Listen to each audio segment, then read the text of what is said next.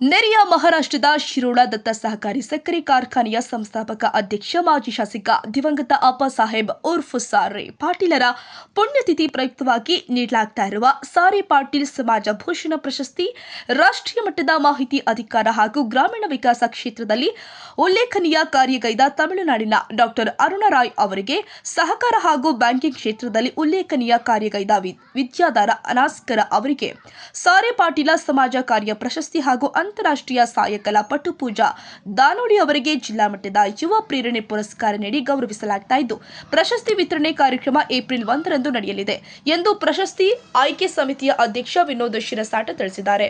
ದತ್ತ ಕಾರ್ಖಾನೆಯ ಕಾರ್ಯಸ್ಥಳದಲ್ಲಿ ದತ್ತ ಉದ್ಯೋಗ ಸಮೂಹದ ಪ್ರಮುಖ ಗಣಪತರಾವ್ ಪಾಟೀಲ್ ಅವರ ಮುಖ್ಯ ಉಪಸ್ಥಿತಿಯಲ್ಲಿ ನಡೆದ ಪತ್ರಿಕಾಗೋಷ್ಠಿಯಲ್ಲಿ ಈ ಕುರಿತು ಅಧಿಕ ಮಾಹಿತಿ ಕೊಡಲಾಗಿದೆ.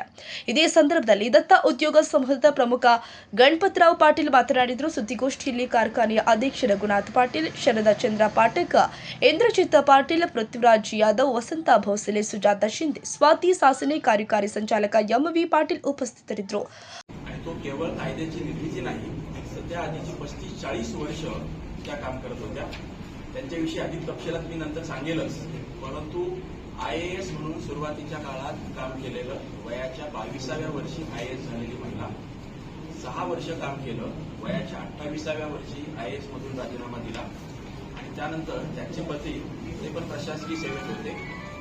या दोघांनी मिळून पुढची 10 वर्ष राजस्थानातल्या खेडेगावात राहून खेड्याचा विकास कसा होईल, तिथल्या महिलांचं सक्षमीकरण कसं होईल, शेतकऱ्यांचं शोषण कसं कमी होईल, तिथल्या रोजगाराचे प्रश्न कसे सुटतील यासाठी स्वयंसेवी संस्थेमार्फत काम केलं.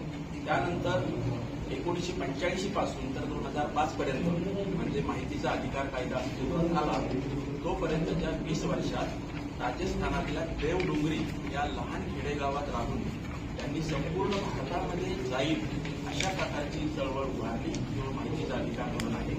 परंतु महिलांच्यासाठी त्यांनी खूप चांगलं काम केलं आहे. प्रशासनामध्ये सुधारणा व्हायला हव्या या संदर्भात काम केलंय. तर आपण आपल्या